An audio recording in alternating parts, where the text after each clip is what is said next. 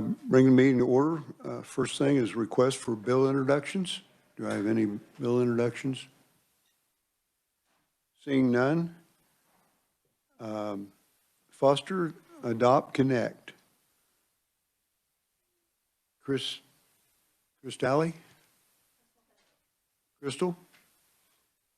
Okay, very good, Crystal. Thank you for being here, and go ahead and turn your mic on and you're good to go. Minority Member Ballard and other members of the committee, thank you for having me here today. My name is Crystal Hedrick. I am the Vice President of Kansas Programs with Foster Adopt Connect.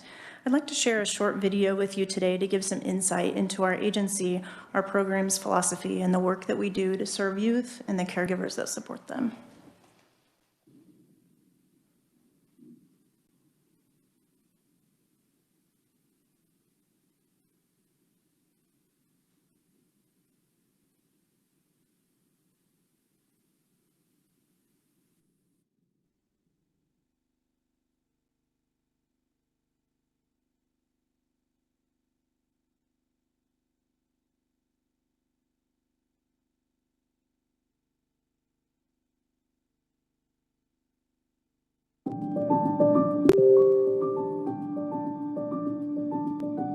Foster Adopt Connect's mission is really to build innovative programs that support the families and the children that they're caring for.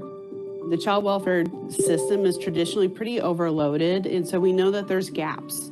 So our mission is to find innovative programs that help fill those gaps so that kids can grow up successfully in their forever homes. Our behavioral interventionist program provides in-home support services to children impacted by trauma, helping them develop healthy coping mechanisms and remain out of residential treatment. Our Extreme Family Finding program puts a team of recruiters and private investigators to work finding extended family members and kin relationships for children most at risk of aging out of care. Our Community Connections Youth Project helps older foster youth navigate the struggles of adulthood by offering a support system of foster care alumni and connecting them to resources including housing, higher education, employment, and health care.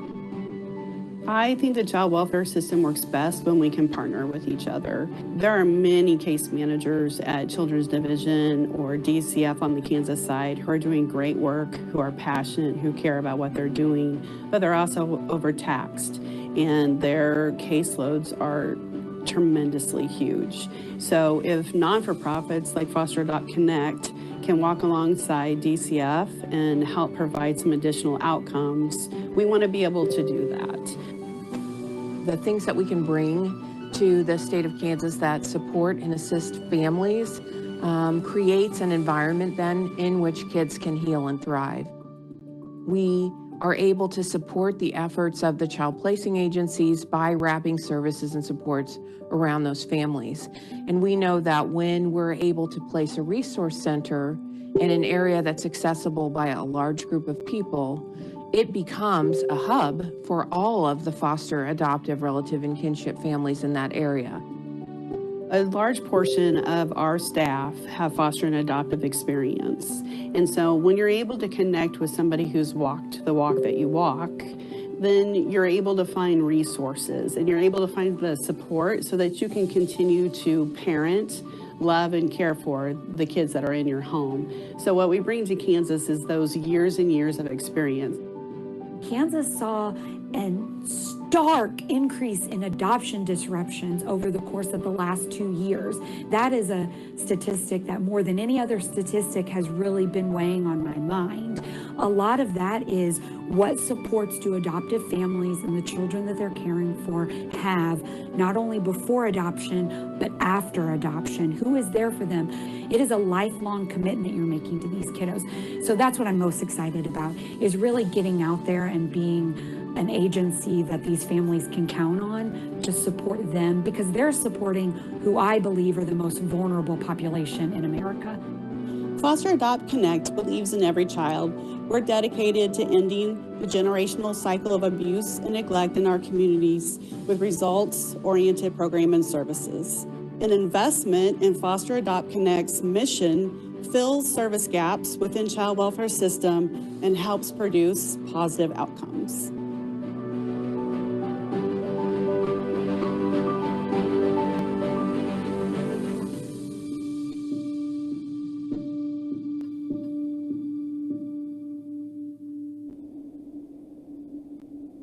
Thank you all again for the opportunity to be here with you today. Again, my name is Crystal Hedrick, and I'm the Vice President of Kansas Programs of Foster Adopt Connect. As you saw in our video, many of our staff are former foster parents or foster parents and adoptive parents, myself included. I've adopted 4 kids, 3 of them from the foster care system in Kansas. So we really bring a unique perspective to the table where we understand why caseworkers do the things that they do and the challenges that caregivers to kids who come from hard places have and experience. And so that perspective drives our practice and our program development and implementation every day and really challenges us to step up for kids and for caregivers in a way that makes sense, is practical, and is fiscally responsible. So over the past few years in Kansas, our child welfare system has made a lot of progress. We've been able to successfully and safely reduce the number of kids in care. I think last week the number was 6,504, so right in there, which is pretty big progress for us. We've been a leader across the country for our quick and intentional implementation of the Family First Prevention Services Act, to which we have participated in partnership with DCF. We're also moving towards a more comprehensive system that's focused on family well-being and working on that as a holistic approach to serving families, not only biological families and in-home services, but supporting caregivers who are caring for these youth with more acute needs. However, we still have families that are in crisis in Kansas. We continue to see children being referred to foster care for situations that aren't involving abuse and neglect. Our kids are not reaching permanency in a timely manner, and we've seen a reduction of nearly 300 foster homes in the past 18 months. And so with all of that comes some struggles with placement stability. Right now, on average, our kids are moving about 6 times every 1,000 days in foster care. That slows down our reintegration, and it impacts our kids' ability to live and thrive in their environments. So while we've reduced the number of kids in foster care, the number of high acuity level youth in care remains the same, leaving our caregivers and our child welfare professionals feeling taxed. They're overwhelmed, they're feeling tired, and they're often hopeless. So Foster Adopt Connect has programs and experienced staff and a unique perspective where we can step up and provide support to these families in a big way. So currently, we're partnering with DCF and other child welfare providers across the state for some DCF-funded grant projects. The first that you probably are the most familiar with is Adopt Kansas Kids, which is an online website platform used to recruit adoptive families for kids in foster care who are without resources. So we've been able to integrate in a very small scale some of our Foster Adopt Connect programs and philosophy into that. For example, we have an Extreme Family Finder. One Extreme Family Finder has been funded to support the almost 500 kids that we have enrolled and registered with the Kansas Adoption Exchange and Adopt Kansas Kids. So we are providing that recruitment on a small scale, but would love the opportunity to expand that in the future. We also have a grant program with DCF called K-Park.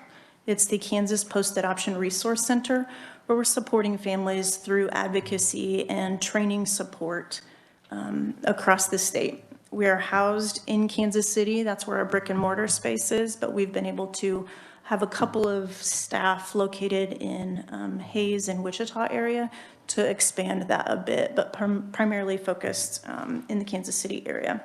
We also have the Kansas Caregiver Support Network, which historically has been primarily concentrated in the Wichita area. However, when we began doing that work in July of this past year, most of our brick and mortar spaces in Kansas City. So we're trying to figure out how to provide services across the state to families through training and advocacy in a virtual kind of way.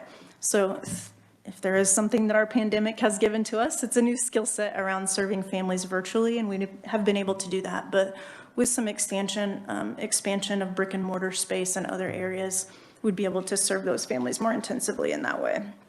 We also have some small grant funding from DCF in regards to kinship navigation, fostering prevention, to prevent foster care, and then our behavioral interventionist program, which is really aimed at placement stability. So those are all very small scale projects that are also focused in the Kansas City metro area. So some of the programs that Foster Adopt Connect offers in other areas outside of Kansas are the Community Connections Youth Project.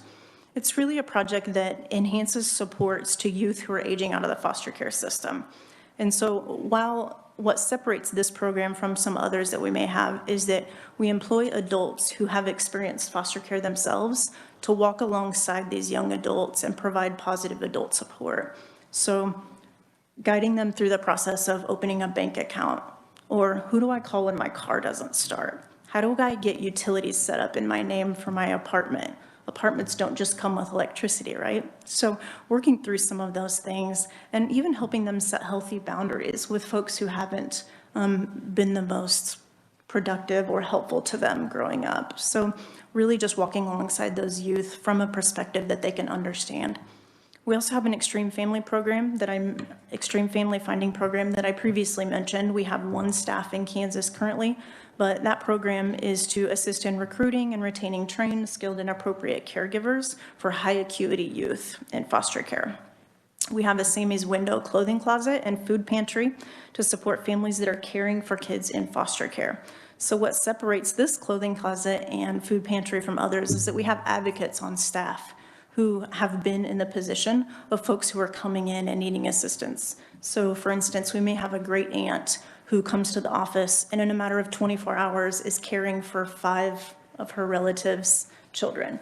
And so just helping her have the concrete goods or hard goods that she might need to make a go of things, so that's one thing she doesn't have to worry about. But while she's there, we can also offer assistance with just navigating the system and offering some guidance and advice in regards to what she may need to care for those kids. So do you have red books? Do you have medical cards? Do you have what you need to get kids enrolled in school? Great.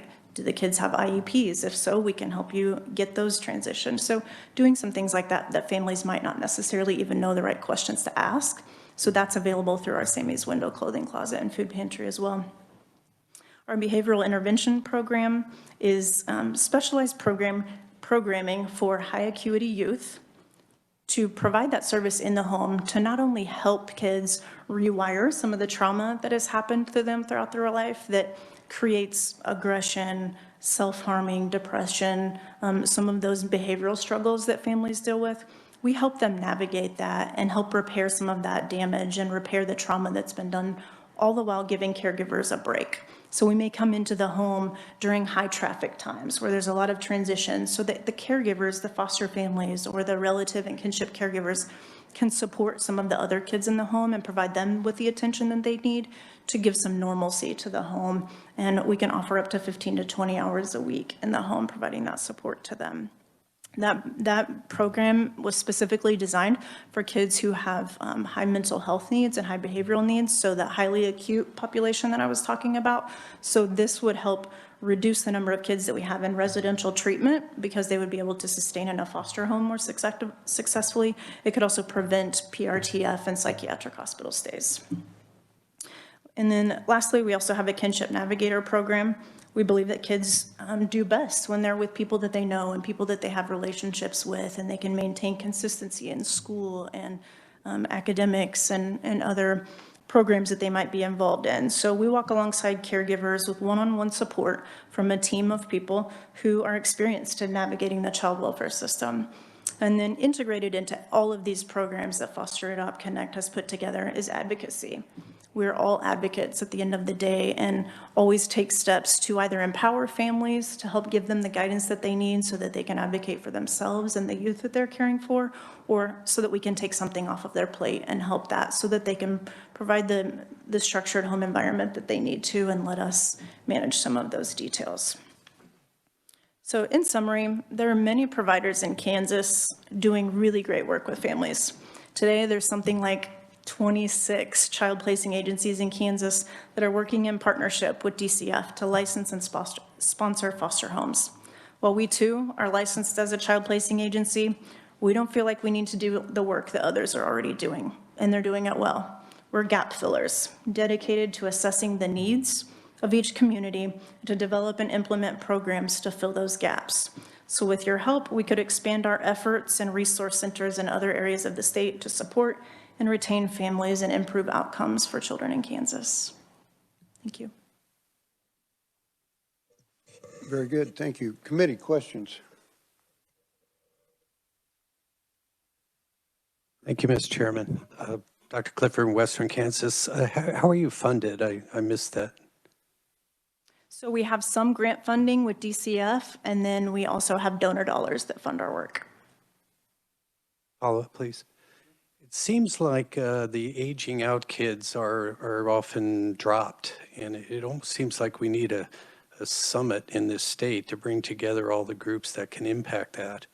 We in Garden City, we have the O'Brady Foundation, which has 500 kids, many foster kids in college, paying their support, essentially, not just their scholarship. And I don't know how many organizations like that are out there, but it seems like a summit of some kind to figure out how we're going to move these kids to adulthood would be really important. And it sounds like you're doing great work there. Thank you. Thank you. Representative Lynn. Thank you, Mr. Chair. I don't have a question, but I just want to say that I had the opportunity to tour this facility last month, I think it was, and it was a very incredible facility, and I'm excited for the work that they're planning to establish, and I just hope we can really support them. Thank you. Thank you. Representative Ballard and then Howerton. Thank you, Mr. Chairman. I would just add to that and follow up with Dr. Clifford in a way. We passed, several years ago, a bill that would allow foster children that have aged out to go to college. And the state, because they really are the wards of the state, they don't have anyone else that they connect with. And we will pay their tuition and their fees and their living accommodations.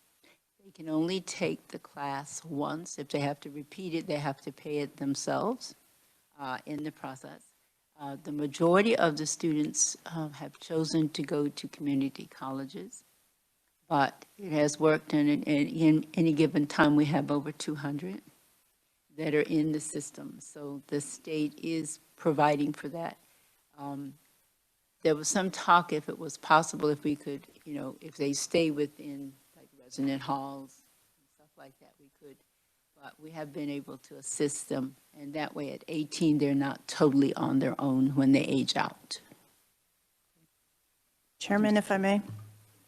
Representative Ballard, thank you for that. One of the gaps that we do have resources for children who have aged out of care and are transitioning into young adulthood. One of the challenges for those youth is having a positive adult support who can help them navigate those systems so that they can access those resources. As an adult, I can tell you I'm still confused by the FAFSA process and what is it, how do I do it, why do I need to do it? And I think those are things that are really a challenge for our youth to make sure that we're capitalizing and helping them capitalize on those resources that are available to them. And so that's something that we could offer in our youth project. I think that is definitely needed, to have services and people don't know about them. I mean, it doesn't really help you, but yet who is going to do it? So what we had asked before they aged out, that you make available what's available to you when you're doing this. But if your organization assumes that, I think that would be a tremendous benefit to them. Thank you. Representative Howerton. Thank you, Mr. Chair. I was just curious, how big is your organization? You guys do a lot of good work, seems like. I'm thinking right around 180 to 200 staff across the two states. What, 2 states? Was that? Missouri and Missouri and Kansas. Yeah, thank you. Any further questions? And how many in Missouri and Kansas? At any given time, between 30 and 40. I think what I've seen is these folks have been in Missouri for quite some time, and they have a pretty good track record of measuring outcomes, and that's kind of, they're not reinventing the wheel. They've been over there. How long have you been in Missouri now? Since 2000. Yeah, so they do have a good track record over. We've been in Kansas on a small scale, functioning mostly through donor dollars since about 2011. Thank you. So anyway, further questions, committee? Representative Helmer. This is maybe a wild question. Was this the program that we voted on, that they were going to get a car or a used car in order to go back and forth to college I'm not sure a that couple of years ago, I don't believe so. in order to make that college, just to use for that college education? Do you remember that? We'd talked about it. No, it was specifically for those children that were aging out and they needed transportation in order to do that. And I know that was a wild question, but there was some legislation that we were talking about doing. It wasn't part of ours because actually we would have done this program I'm talking about is over 15 years old. Okay, this was just a couple years ago. Thank you. I'll be curious though to see who was going to get a car. Well, we were being conservative, but we were trying to keep them to where they could get the education, and there were some problems along the way, so thank you. Further questions, committee? Well, now that I've butchered your name, I'm going to get it right this time, Crystal. Thank you for being here very much, and we appreciate it. And do you have some highlights of that document that you read there that we can get copies of? I do believe that we submitted a PDF. That's all we have is right there. Yeah, and I presented some different information, just kind of ad-libbing. So. Right. But we would enjoy that in writing also. Sure, so. I can do that, and Dan Murray can help me distribute some of that as well. I'd certainly like to put him to work, so that would be great. We try. Okay, very good. Thank you. Thank you again for being here. Okay, next up we have Tammy Thomas and that's a name that I can't hardly butcher, with Safe Families. So, okay, thank you. I assume that's on? It is on. Thank you, Chairman, Vice Chair, Minority Ranking Member, and the others on the council. Thank you for your time today. I'm Tammy Thomas. I'm with Safe Families for Children, Kansas. I serve as the state director. We're currently located in Kansas City and Wichita. Before I get into the meat of Safe Families, and I don't know if you were able to preview the PDF that I submitted, but I'd like to take you back to May 8th of 2021. That's the Saturday night before Mother's Day. I was sitting in my kitchen at home and my work phone rang. It's an odd time, it was 10:30 at night for my work phone to ring. But I thought, what's going on? So I picked it up. It was a number I didn't recognize. On the other end of that line was a mom that was sobbing. Somehow she got my number from a friend of hers. And she called and she says, is this Safe Families? I said, yes, this is Safe Families. That mom was in the parking lot of Marillac in Kansas City. That's a psychiatric rehab hospital for kids. She had her 2 boys in the background. And they were crying and upset, saying, Mom, let's just go home, let's just go home. Her husband has borderline personality disorder. She was at her breaking point. And she said, I can't take it anymore, I don't know what to do. I said, are you taking the boys into Marillac? She goes, I just don't know what to do. I said, well, let's talk. I said, what's going on with you? And I called her by name. And after about an hour and a half talk, We got to the point where she wasn't going to walk into Marillac with her children and drop them off, because walking around at home, that environment was like eggshells. She had given up. Had she have taken those children into Marillac and left them, they would have become most likely in DCF custody. But after an hour and a half of talk with this mom, we got down to a place where she was more calm. She said, "Can we just maybe meet this week?" I said, "I'd love to meet with you. Do you want to meet tonight? I'll come meet you." And I said, "This week you name the day and I'll be there." So that's what we did. Later that week, we got together, met for coffee one-on-one, and we met very regularly, multiple times a week for several weeks. But to get through this crisis this mom was in, asking about the boys, how are they doing? How can we help? How's dad? Is he getting some support that he needs?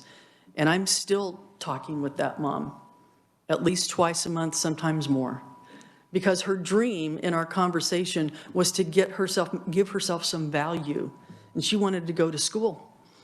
So she's now enrolled in a massage therapy school, and she loves it. She's doing well.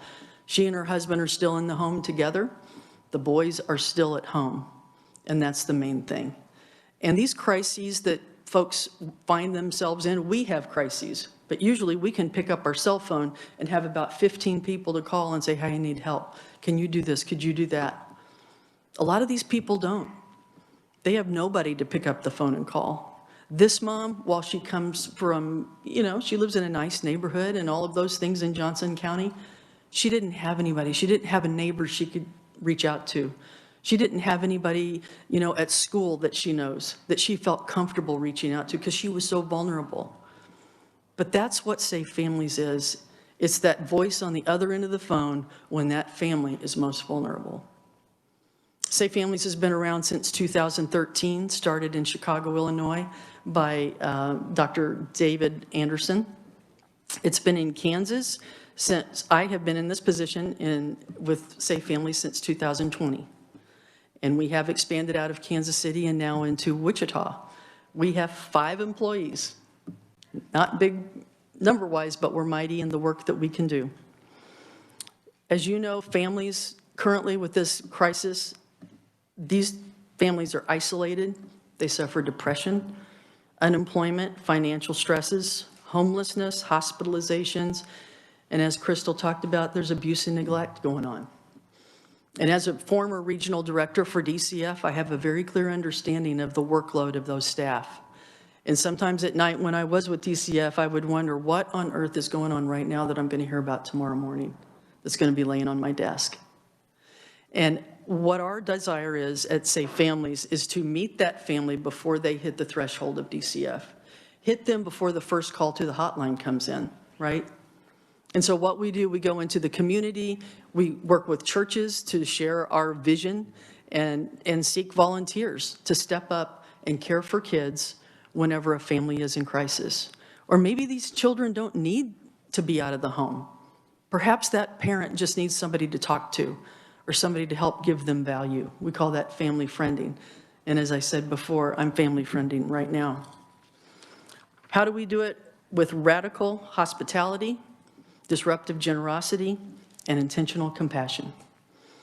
We're not handing out cookies and cakes. We're welcoming total strangers into our home. Disruptive? Yep, it's disruptive to that host family. It's disruptive to that placing parent because their child's in a stranger's house. It takes a lot of trust. But the difference between what we're doing and foster care, these caregivers are volunteers. They're not paid. Although they're background checked, fingerprinted, FBI, KBI, we do home walkthroughs to ensure there's not any challenges. There's documents signed regarding corporal punishment, water safety, gun safety, all of those things. And in fact, we are considered a child placing agency through DCF because we do have a small grant from DCF. And we just went through a rigorous inspection a couple weeks ago that took a couple of different days. But it's worth it because we know the work that we're doing is, number one, right, and it's done with the right heart. But when we want to reach out to someone, we can't just pick up the phone. Parents need to call our intake line. And so we work with schools, shelters, police departments, fire departments, KPAT to get our availability out there so that they can give them our number. You know, if you're needing to have somebody help, call this number, and they reach a Safe Families intake staff worker on the other end of the phone. All it takes is for that person to make that phone call. In DCF, if a child is in care for about a year, it's about $32,000. With Safe Families, it depends on how many children are in the home, so it's anywhere from $6,000 to $7,200. So it's noticeably less expensive. But the key factor is children that are cared for through Safe Families is usually about a 6-week duration. We've had them as short as a weekend, where someone they just needed a break. They're a single mom, they needed a break. We're there to give them a break. Next month, we're getting ready to provide babysitting while Single Moms KC has a retreat. So the moms don't have to worry about, I can't go because I don't have a babysitter. You got a babysitter. We're going to be there. So those are the types of things, grassroots that we do. And if we can keep a child out of foster care, if we can keep them safe and together with their family, that's going to be a great outcome, right? Because their home may not look like mine, their home may not smell like mine, but that's their home. And they want to be at home. And unfortunately, we're always going to have a need for DCF. There are those high needs kids. Our volunteers are exactly that. They're not expert trained to the degree that a foster family is, but they have a significant amount of training prior to having children in their home. And these host families are parents themselves. I wanted to share and in your packet, I don't know if any of you have them, but I'm just going to share one more story with you. And in your packet that was sent, you have a picture of a family. This is a family that we helped just recently. And it was, Safe Families received a call on October 25th for a teenage girl who was getting ready to give birth to her second child in early November. The mom was hoping to find temporary host for her 1-year-old child during the hospitalization and care of her second child. The referral came from Kansas Parents' Teachers Association, and the hosting was to be about 1 week. However, there were a few challenges. This family didn't speak English, and the host family didn't speak Spanish. But fortunately, we have a translator that jumps right in, and she went with the team to do the paperwork. She was on all phone calls that the host family had with the placing mom, and it wasn't an obstacle. And instead of just the 1-year-old being hosted, the host family decided to take in the mother and her newborn baby while she recovered after giving birth. The host family developed relationships with the mom, her babies, and also the placing mother's father. He was the sole provider in the home. Once the hosting came to an end, the relationship continued. Our host family continues to drive the mother to the doctor's visits, and this family even had the entire family to their home for Thanksgiving. That's what we call that circle of support. We're not one and done. Thank you. You look like you're doing great now. That's just like the lady I talked to. It's not one and done. She's had some bumps on the road ever since May the 8th of last year, but she knew that there was somebody to call. And that's what sets us apart. So with your help, I would love to take this across Kansas. We have a current need right now in McPherson, Kansas. They've asked us to come out there.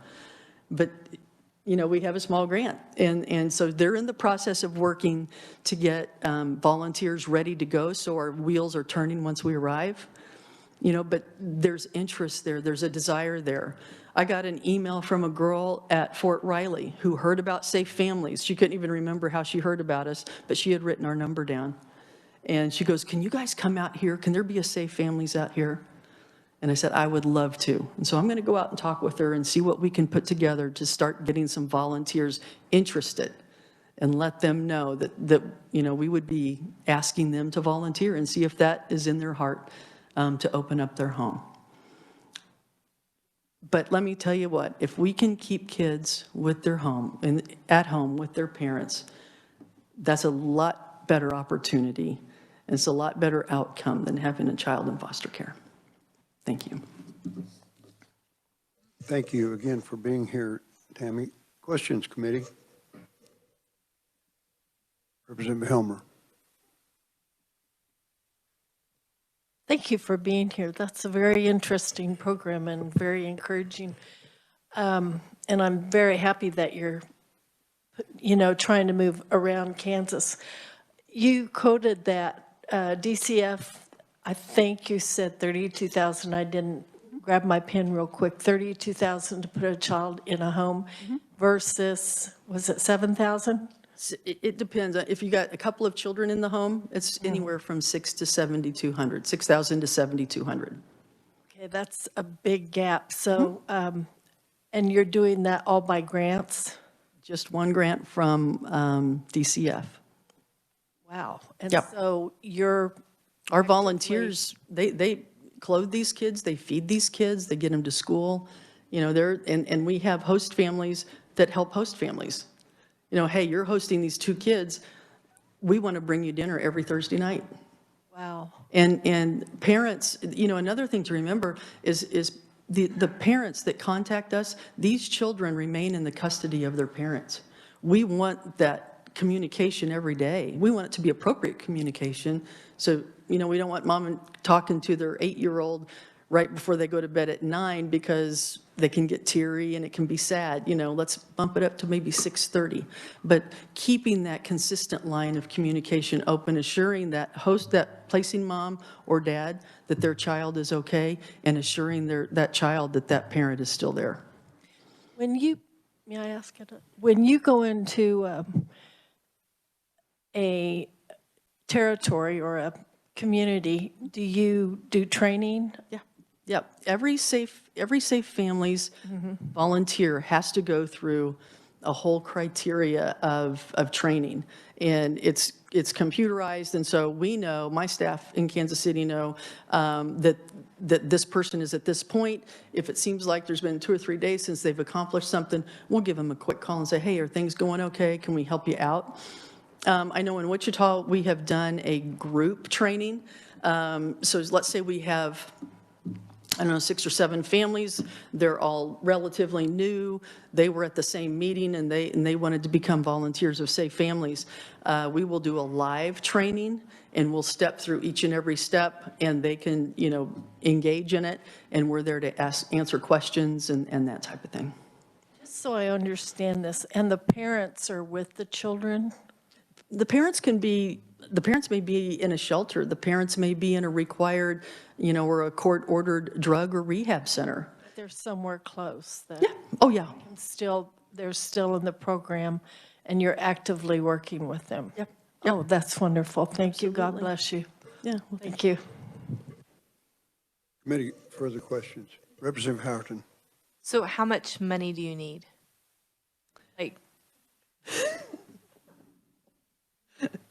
How big do you only have 5 employees, so. We have 5 employees. You're going to have to. And that includes me. So I guess what can we, what would be your ask of us? I would ask for $2.9 million. Okay, wow. To Good. for growth, to do what we need to do.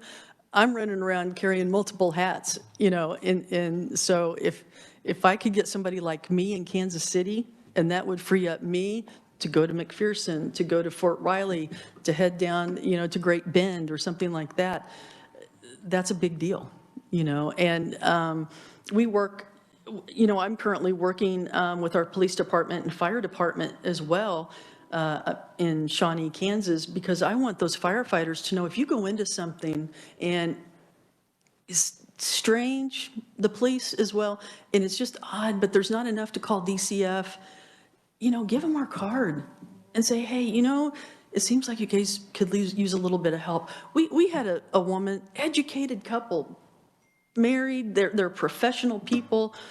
Their home was a disaster and they had hit a brick wall and they just basically gave up. We had a volunteer who said, okay, a family, they said, okay, we're going to go over there, we're going to have a dumpster delivered and we're going to empty this stuff out. It was a hoarding mess.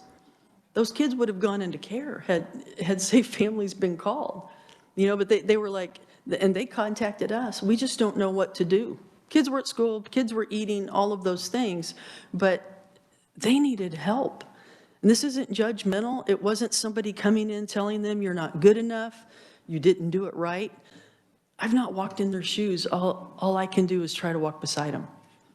And I have a staff member who, we have a diverse volunteer base, and I think that's important.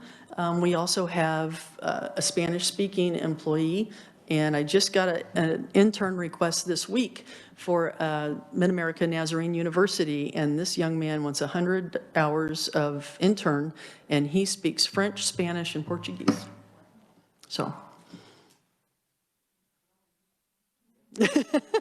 He could talk around me all day and I'd never get it. Did I answer your question? I'm sorry.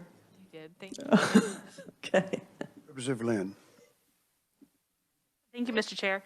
I'm curious to know what the intake process is like, time frame, and An intake. from Okay. that first call to kids being in a safe place. Yep. What is that like? In your packet, you have our intake, our referral document, and at the bottom of that is our intake line.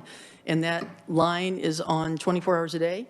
And all somebody has to do is call that telephone number. And we're not big enough to have multiple lines. So if she's on an intake or he's on the intake, then it'll roll over, but they will answer that. And depending on the need will dictate how quickly we respond. Like this family I read the story about, she was calling for, a little bit of time out. But this host family said, we're all in. And in fact, let's just start meeting the little 1-year-old so it doesn't scare him. Then he comes to us and things are going to be okay. He sees the approval of mom and dad, or mom and grandpa.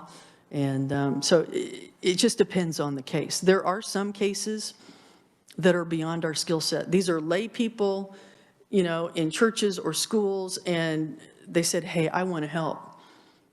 But when I get an intake for a 17-year-old or a 16-year-old who got rough with their grandma or rough with their mother, that is one that we simply can't help.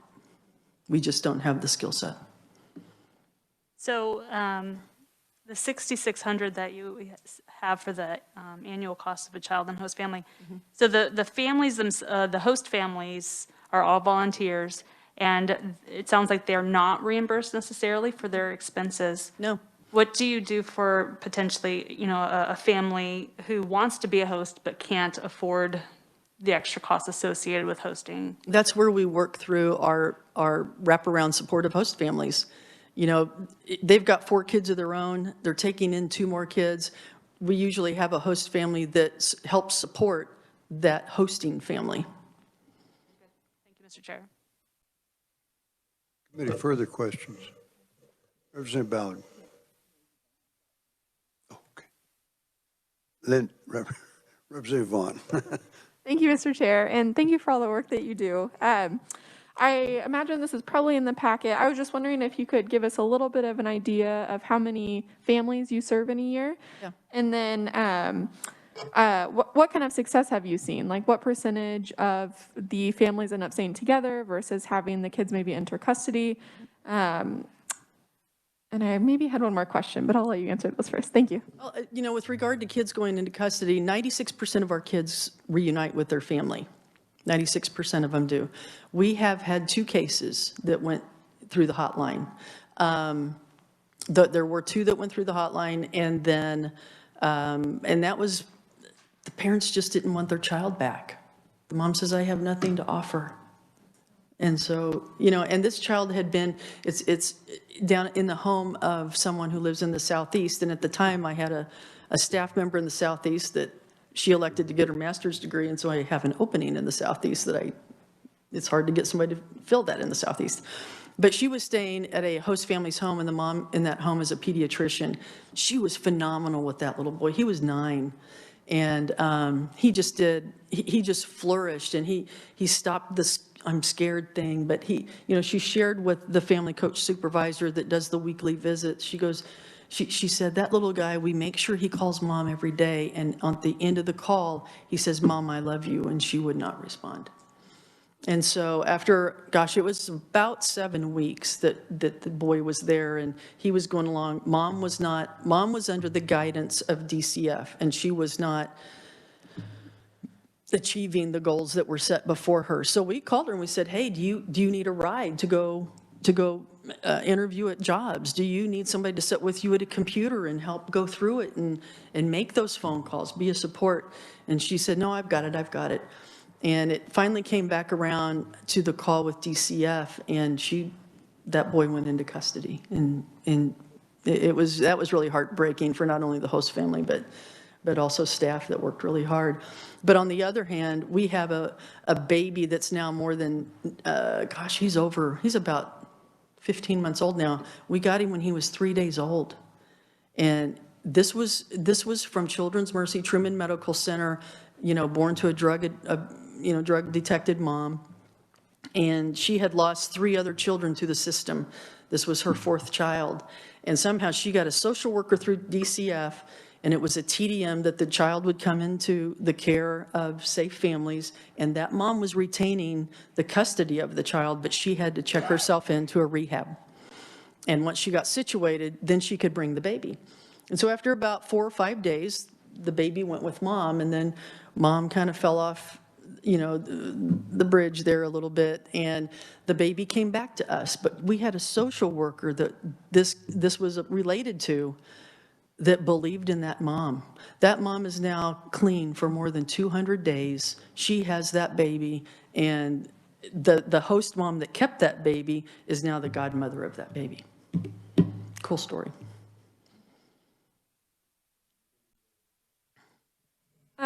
Thank you for sharing that. Just to follow up, I don't know if you have an idea about how many kids total that you serve per year. And then the question that I just remembered was, I was kind of curious if there's any follow-up with families that maybe you serve and you don't hear from them again, but want to ensure that everything turned out okay. Do you guys end up following up with them, or what's that process like? Yes, we do. Thank you. Even families we can't serve. We want to know, is there something we could do for that parent of the 17-year-old that gets rough with mom? You called us for help. We couldn't help. But how are you doing? Is there something we can do? We couldn't take your child into a volunteer's home, but is there something, and could that be a family friend? We have that going on right now down in Wichita. A dad that completed his alcohol rehab, a host family kept his sons. He loved his sons, and those boys were nuts about their dad. Mom was completely out of the picture, and that is an ongoing relationship. Even, hosting's over, but that organic relationship continues. You never know. Some people, some families are like, I'm good, thank you. You don't want to bug somebody, really, just to put it plainly. You don't want to bring their phone off the hook, but you want them to have the comfort in knowing they have a number they can call. And how many kids we've served, and it's hard to distinguish on serving the kids and family friending, but hostings, we've served 36 children through hostings, but far more through family friending, and I don't have that exact number in the past year. The pandemic, I will say, when I came to the Kansas team in February of 20 and COVID hit in March, people weren't really excited to open their home, and so it took a little bit. Family friending was good, but things are loosening up, people have needs, and the name Safe Families is getting out there, and we're seeing the results of it. Okay, thank you for being here. Thank you, Mr. Chair. Representative Ballard. Thank you, Mr. Chairman. I was going to ask a question on follow-up, and Representative Vaughn asked that question. All right, I'm at the money, 2.9. Mm-hmm. Okay. Let's say we can't do 2.9, Mm-hmm. because then I would have to ask you exactly what you plan to spend 2.9 on. Mm-hmm. So let's just say if you had to choose one aspect of your program that really needs to be boosted up, that you really need help on, what would that be, and approximately what would that cost? That I would have to get, because there's so many different factors, because we have to have a family coach supervisor in these areas. What do we need to do? We need to spread across Kansas. When I have McPherson calling, I have Fort Riley calling, and through DCF and experiences there, I know there's other areas of our state that desperately need that support. And so do I need to hire someone to oversee the West? Like I'm a state director, but do I need to drive out to Colby? Or would I be better off having somebody, work the western region of the state? But in every single place, I would need a family coach supervisor. I would need a community engagement person, because it does no good to have a family coach supervisor if the community doesn't even know about you. So, it's what's first, the chicken or the egg, because you want to be set to go and have that qualified person.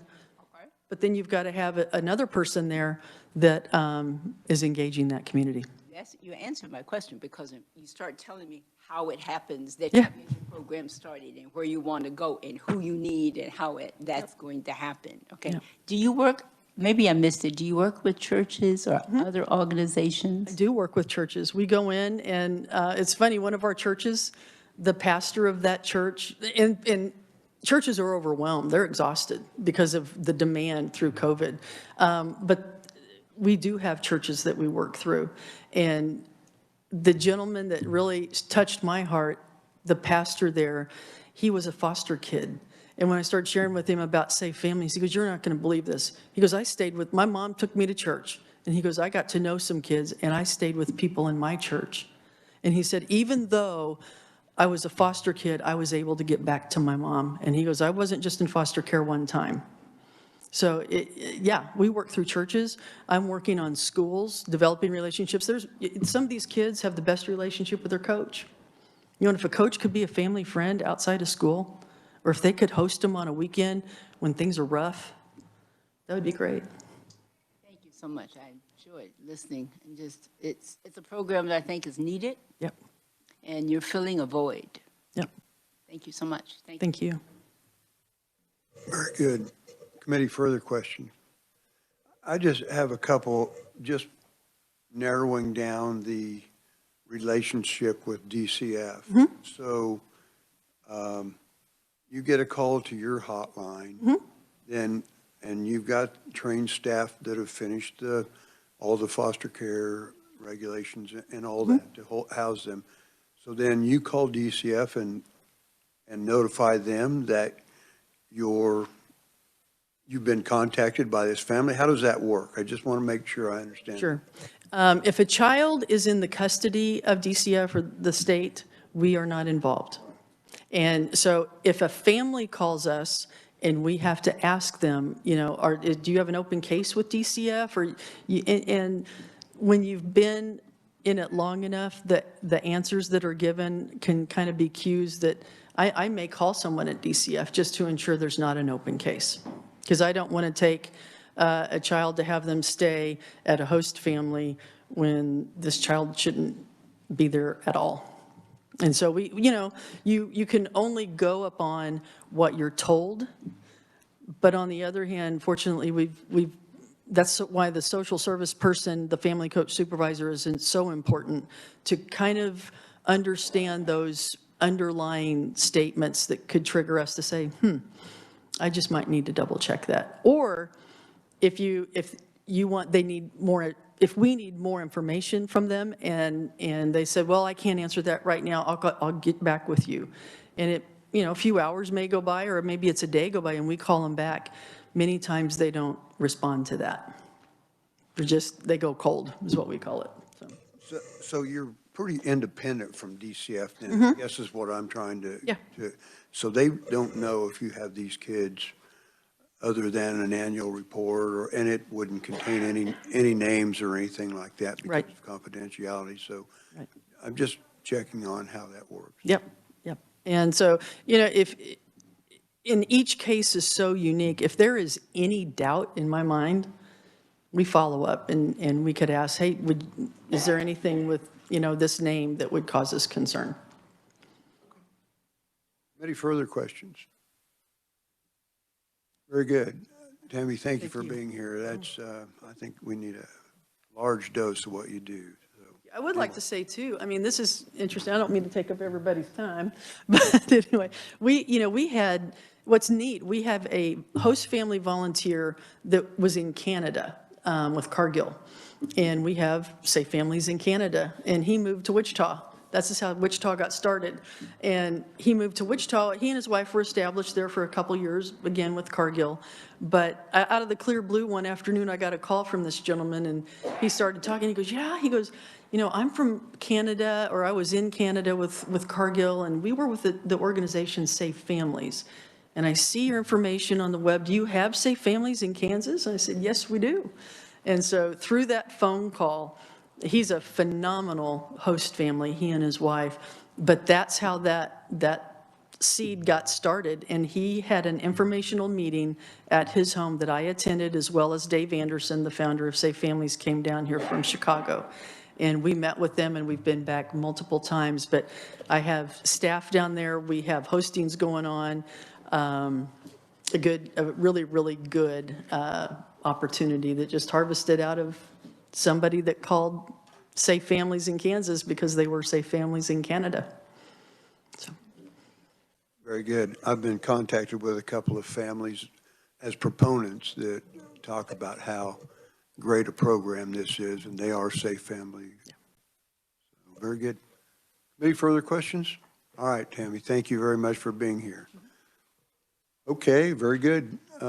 Committee, it looks like Francie has the agenda out for tomorrow.